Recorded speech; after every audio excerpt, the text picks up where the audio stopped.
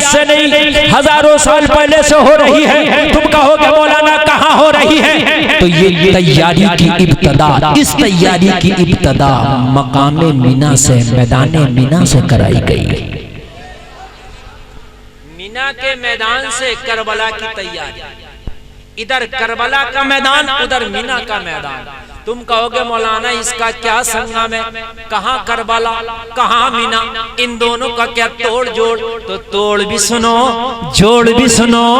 मेरे सरकार के दादा है, नाम है हजरत इब्राहिम खलीलुल्लाह।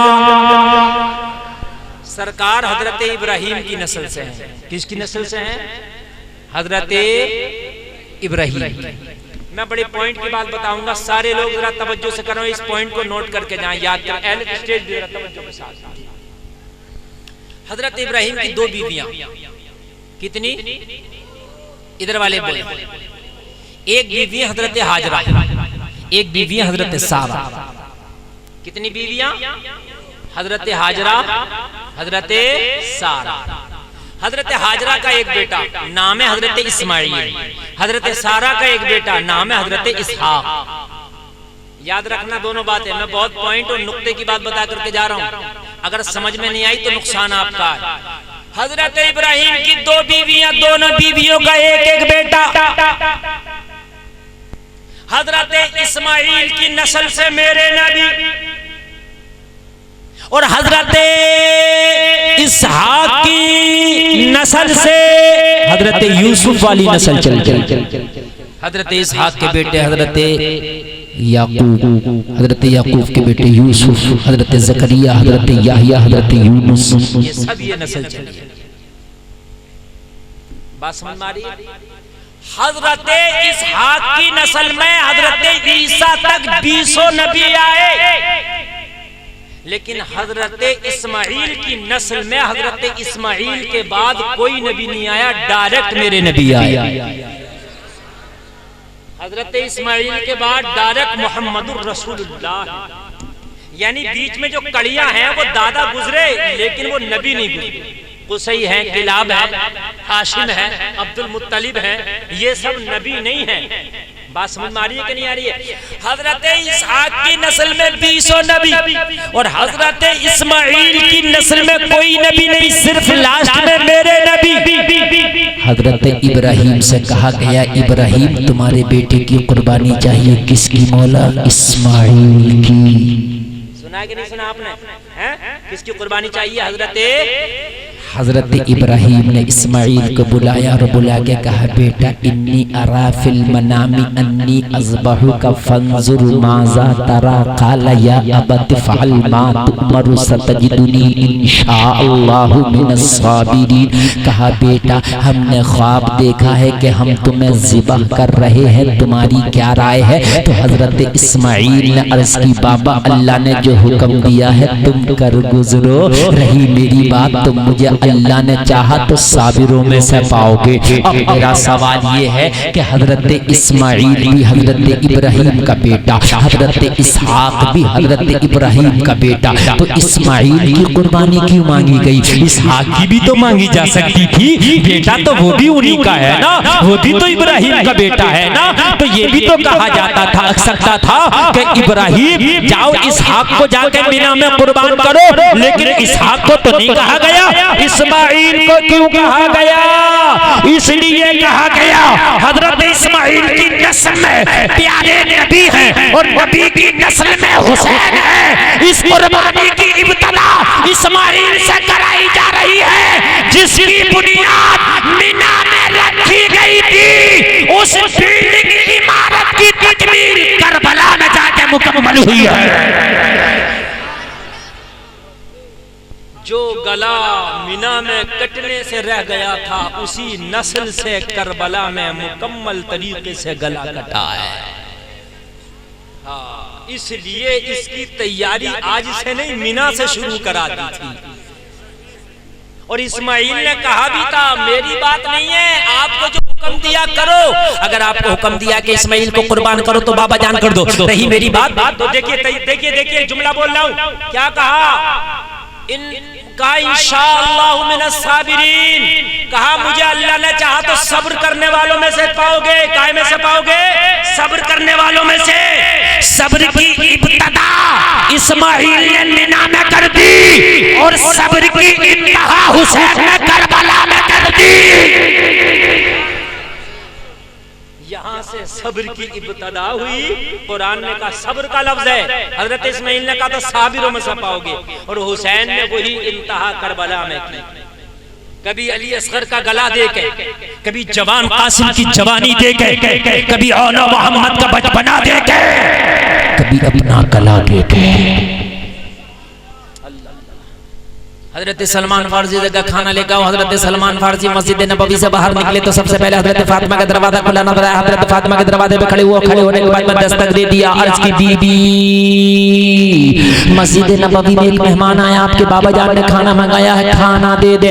लोग थोड़ी देर के लिए तवक्कुफ, थोड़ी देर के लिए सुकूत, कोई आवाज नहीं आई, कोई जवाब नहीं मिला। सलमान फारसी ने फिर दरवाजा खटखटाया, बीबी खाना लेने के लिए आया हो। मस्जिद नबवी में एक मेहमान आया, बीबी उसके लिए खाने का इंतजाम हो जाए।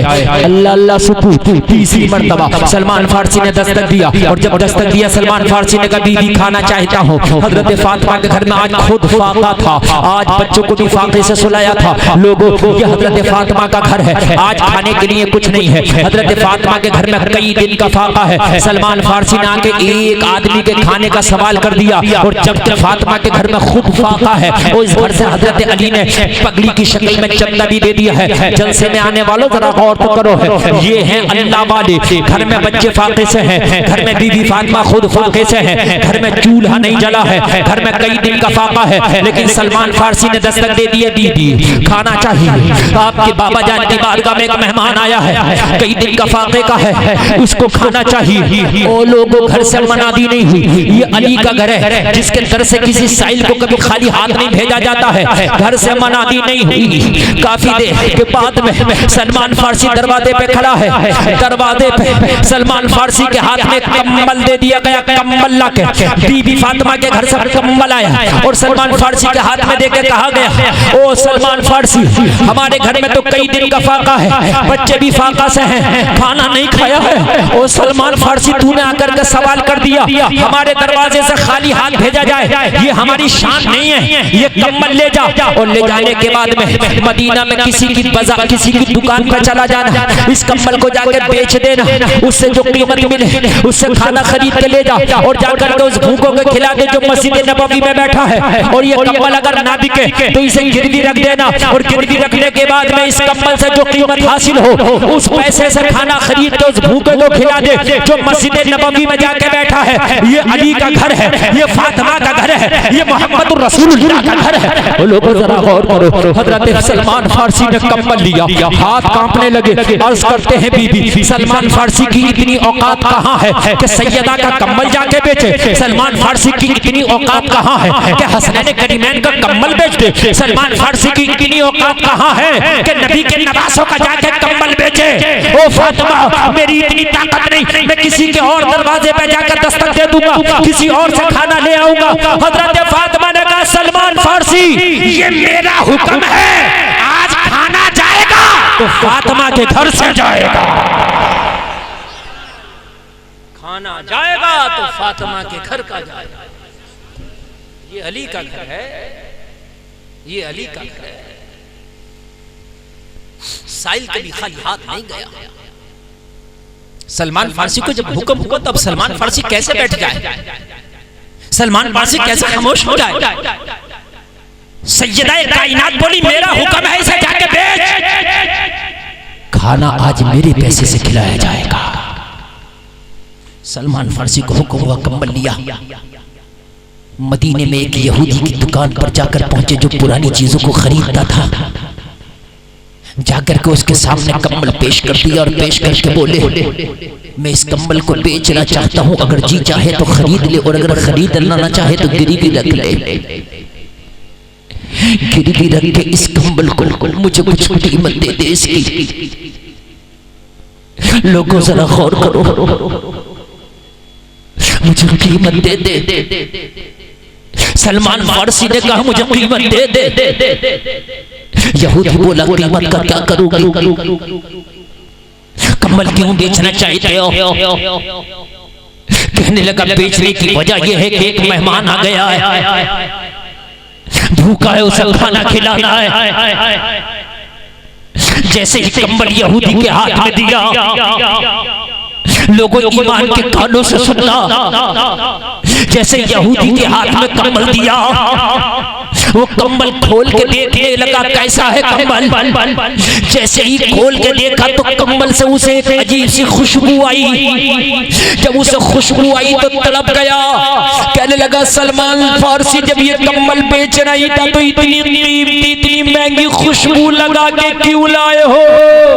इस खुशबू को क्यों लगाया? ये तो बड़ी महंगी खुशबू लग रही है। सलमान फारसी ने कहा ओ यहूदी, खुदा की कसम खा के कहता हूं मैंने कंबल को कोई खुशबू नहीं लगाई है। तो कहा फिर इतनी महक क्यों आ रही है? कहा ये फातिमा के बच्चों का कंबल है, इसमें हसन का पसीना लगा है, हुसैन का पसीना लगा है। तभी तो बरेली का ताजदार कहता है वल्लाह जो मिल जाए मेरे गुल का पसीना, मांगे न कभी इत्र न फिर चाहे दुल्हन फूल। क्या बात रजा उस चमनिस्तान करम की, ज़हरा है कली जिसमें हुसैन और हसन फूल। इसमें हसन का पसीना लगा है, इसमें हुसैन का पसीना लगा है, इसमें शहजादों का पसीना लगा है। कहा किसका कंबल है? कहा ये अली के घर का कंबल है, ये नबी के नवासों का कंबल है, ये मुस्तफा की बेटी का कंबल है। जब इतना कहा तो यहूदी की चीख निकल गई, रोने लगा। सलमान फारसी कहते हैं ओ यहूदी रोता क्यों है? रोने की वजह क्या है? कहने लगा सलमान फारसी चराग के तले अंधेरा था, आंख आज खुली है, आज मुझे नजर आया है। कहने लगा क्या हुआ? सलमान फारसी से ये यहूदी कह रहा है अरे रात की बात है, मैं अपनी किताब तौरात का मुताला कर रहा था, उसमें एक चैप्टर था आखिरी नबी की निशानियां। मैं उस चैप्टर को पढ़ रहा था कि आखिरी नबी की निशानियां क्या क्या हैं। तो उसमें आखिरी नबी की निशानियां बहुत बताई गई। ये भी बताया गया कि मक्का में पैदा होंगे, ये भी बताया गया कि खजूरों वाले शहर में पैदा होंगे, ये भी बताया गया कि अब्दुल्ला के बेटे होंगे, ये भी बताया गया